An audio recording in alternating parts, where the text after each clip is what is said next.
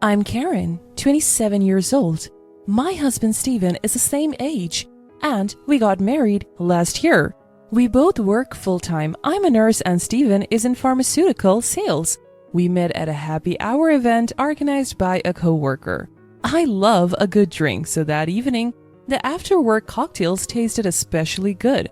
We had crossed paths before, but that night was the first time we really talked. Our drink preferences clicked and we hit it off. Every time we met, it was fun and comfortable.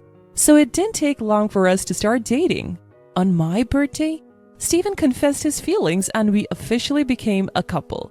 Our favorite dates involve finding hidden gems that serve great drinks. I love wine while Steven is into sake. Our differing tastes actually make it fun as we get to teach each other new things. As our relationship progressed, I started thinking about marriage. That's when I learned about Steven's background. His parents divorced when he was young, and he never knew his father. He was raised by a single mom, and they're very close. Steven has never moved out of his family home. Is that a flaw, or does it show how much he values family? I tend to get blinded by love, and back then I saw it as a positive trait. Steven is kind and incredibly handsome. I couldn't find any flaws. I felt so lucky to marry the perfect man that it scared me. I had no idea that a terrifying married life awaited me. Before the wedding, I often dined with my mother-in-law. She would always tell Steven, "Karen is like a daughter to me. Don't let her get away. Marry her soon." I always told Steven I felt happy hearing this and looked forward to becoming family. Steven, who's great with people, also had a stellar reputation with my parents. Everything went smoothly and we got married. Neither of us likes being the center of attention, so we didn't have a big wedding. After the wedding, Steven moved out of his family home for the first time. However, concerned about his mom, we chose an apartment just a 10-minute walk from his family home. In hindsight, that was a mistake, but it's too little, too late now. My mother-in-law, who used to treat me like a daughter, changed after the wedding. She started treating me like a mortal enemy and began visiting daily. I gently told Steven, "I appreciate that your mom visits every day, but it's hard for me to relax. Could you ask her to come less often on work days?" Steven responded, "Why? We're family now. Mom gets lonely. She loves to talk and hates being alone. I wish she would be more understanding. This is my home too, and I can't tell her something I don't believe. If you have something to say it yourself. I won't." Steven doesn't accept my opinion. I was surprised by his unexpected response. From that day on, Steven would get moody whenever I mentioned anything about his mother. I started to hold back to avoid arguments.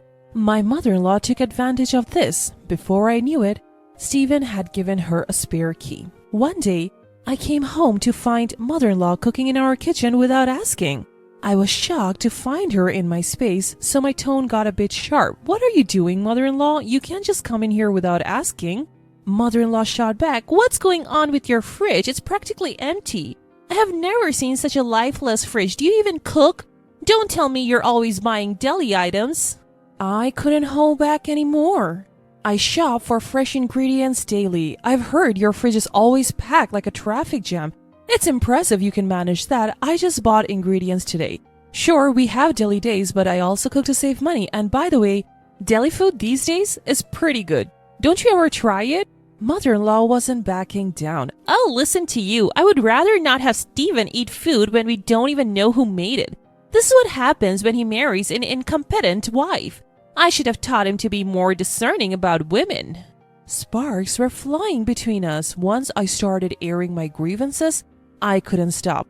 "Do you see this shopping bag, mother-in-law? There's not a single deli item in it. I am busy, so could you please not get in my way? You're not even a guest anymore since you let yourself in." Mother-in-law stormed out, her face red. "I'll tell Steven about this." I had more to say, but she left. I knew I was in the right, although it made me uncomfortable. I wasn't wrong. I shook off the bad vibes and started cooking pot roast. Then Steven came home, his face a splitting image of his angry mom. "What did you say to mom? She called me crying. How could you be so cruel when she was just trying to help because you're busy?" I was baffled. First off, breaking into someone's home isn't a surprise. And If it is, then burglars should be forgiven if they call it a surprise, right? This happened because you gave her a spare key. She could have come when one of us was home. It's not only unnecessary but also intrusive. What about my privacy? I have no intention of apologizing. Stephen looked shocked and one word, "Please, can you two just get along?" He retreated to his room without eating dinner. I hoped this fight would make him more considerate. For the next 2 days, we barely spoke. I couldn't stand the tension, so I brought it up. What do you want to do going forward? I don't want a relationship where we don't communicate. Let's talk. Stephen finally said, "Mom's remorseful. She was crying yesterday. Worried you would never forgive her. The root cause was me giving her the spare key. I'm sorry, Karen." I didn't care about mother-in-law. As long as Stephen understood, that was enough. My weakness showed and I forgave him. Even though I know in the back of my mind, my fault is that I forgive it. Stephen immediately called mother-in-law. She came running, happy to be summoned. I had a bad feeling, but I was tired of fighting. If she would change her ways, fine. As soon as mother-in-law saw my face, it was as if a switch had been turned on. "Oh, I'm so relieved. I thought Karen would never speak to me again. I know I overstepped and I promised never to do it again." Mother-in-law started talking in a voice as sweet as if she were talking to a cat. For some reason, I just have a bad feeling about it. She then pulled out a mysterious bag from her purse. "I met an old friend from college yesterday. She's unbelievably youthful and beautiful. She gave me some Chinese tea. That's her beauty secret. I thought I'd share some with you, not that you need it." I had a bad feeling but felt awkward refusing. Stephen whispered, "Just have one cup of tea with her. I'll make sure she leaves as soon as possible." So, wanting her gone, I agreed to drink the tea. I have always enjoyed Chinese tea and it's popular at my workplace too. Mother-in-law quickly poured hot water into the tea pack. "This tea is supposed to be good for your skin and boost female hormones. You guys are thinking about having kids soon, right? If you like it, I'll tell my friend to get some for you," she said, placing the cup in front of me. The aroma was a bit unusual, but I took a sip anyway. It tasted strange, but I downed it, thinking it was just a new flavor. However, my bad feeling came true. I woke up in the middle of the night with stomach pain, feeling half faint. By the time I felt better, it was already morning. There was no doubt about it. The only thing I had consumed that Stephen hadn't was the suspicious Chinese tea.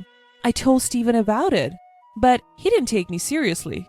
"Karen, that's a terrible accusation. Mom brought that tea to make amends. You're making it sound like she poisoned you. Don't you feel ashamed? It's probably just an upset stomach. Mom would never do something like that." Stephen wouldn't believe that I was being malicious, but without evidence, I couldn't press the issue. Still, I've been wary of anything from mother-in-law since then. Just before Stephen's birthday, mother-in-law called. "Karen, I'm cooking for Stephen's birthday. You can come or not, it's up to you. You're busy, right? Maybe you should take some time to refresh yourself." She was planning to celebrate Stephen's birthday without me. I have been scared to eat anything from her since that day. And homemade food was out of the question. But I was planning to spend Stephen's birthday together, so I felt upset. I thought we would spend his birthday together since we are newlyweds. I assume you have celebrated with him every year until now, so from now on, it's my turn. Before I could finish, she cut me off. "Anyway, I want Stephen to come home. You don't have to come, Karen. We can celebrate your birthday next month, okay?" I decided to leave the decision to Stephen. That night, he said, "Did you hear? You're free to do whatever you want that day." He chose mother-in-law over me without hesitation, and I was getting fed up. On Stephen's birthday, he was in high spirits and it made me feel sick. My feelings for him started to wane. He seemed to enjoy celebrating with just his mom, becoming more of a mama's boy, and they started dining out together more frequently. I'm busy with work and can't focus on that all the time. A month flew by and it was my birthday. We usually celebrated at our favorite restaurant. I assumed this year would be the same, but Stephen surprised me. Mom wants to celebrate your birthday with us. She would be happiest if you two got along." I was so shocked, I froze. Stephen, still in high spirits, didn't notice. I said, "I wanted to celebrate just with you, Stephen. We weren't together on your birthday, so let's spend mine together."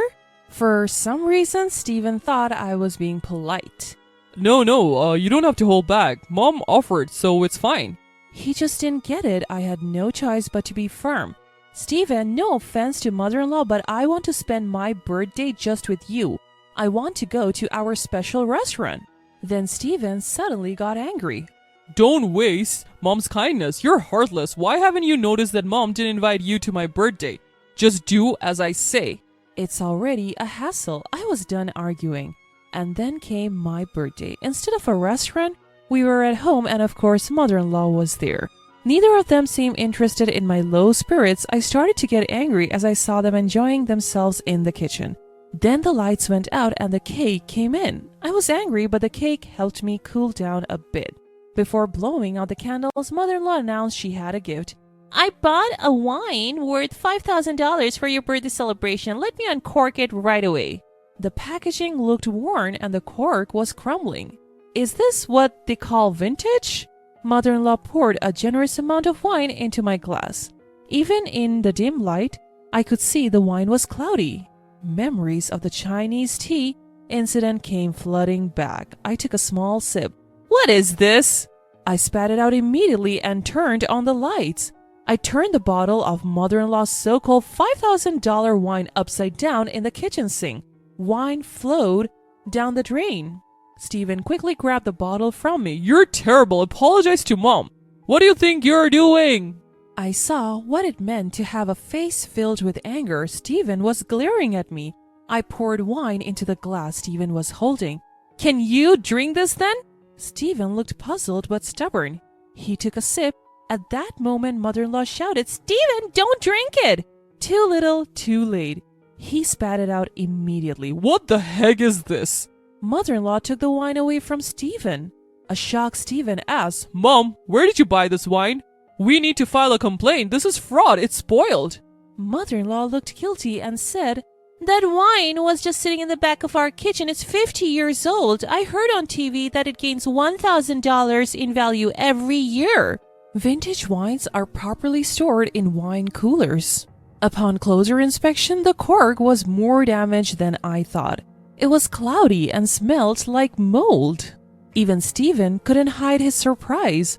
What bothered me was mother-in-law's don't drink it. I suspect she knew it was spoiled, but she would never admit it. I couldn't forgive mother-in-law for this. Can you please leave? I can't keep my composure. Just get out of my sight. Even as I said this, mother-in-law kept making excuses to Steven. I felt invisible. But even mother-in-law, clearly uncomfortable, made a hasty exit. After she left, Steven said something unexpected. Mom doesn't drink, so she wouldn't know. Good thing we didn't give it to anyone else. Even after all this, Steven defended mother-in-law as if it were an accident? At that moment, my feelings for him cooled. My resolve solidified against Steven, who defended mother-in-law despite what she had done to me. I had been turning a blind eye to his excessive attachment to his mom. I want a divorce now. I presented Steven with divorce papers I had kept just in case. He was speechless. When he asked why, I said, Ask yourself. Do you know how much I have put up with? I have reached my limit. Then without asking, on top of that, he deeply apologized, saying, I won't do it again. You're the one for me. He started confessing to multiple affairs. I had suspected infidelity, but I was shocked to hear about 4 different women. I had no more doubts. I decided to divorce him. There was no need for a private investigator. Evidence of his affairs was plentiful. During our discussion, he suddenly blurted out, You'll regret divorcing a cool guy like me. Steven says like a fool. I was disgusted at my own foolishness for ever loving such a man. Multiple affairs and being a mama's boy were more than enough reasons for divorce. To avoid complications, I decided to hire a lawyer, even if it would be expensive. Steven initially resisted the divorce, but eventually gave in, perhaps realizing the extent of his mistakes. He went back to his beloved mom. Later, it was revealed that his affair was with a co-worker and he was demoted as a result. Unable to be away from his mother, Steven quit his job. He's apparently job hunting, but rumors spread fast. He can't find a job in the same field because his workplace affair became public. Still, unable to separate from his mother, he ended up working part-time. Given his arrogant and unreliable nature, it's unlikely he will keep the job for long. I need him to work steadily to pay me alimony. For now, the payments are coming in without issue, so let's call it good. I later found out that mother-in-law, who had acted so high and mighty, was a hoarder. Steven's family home was literally a thrash place.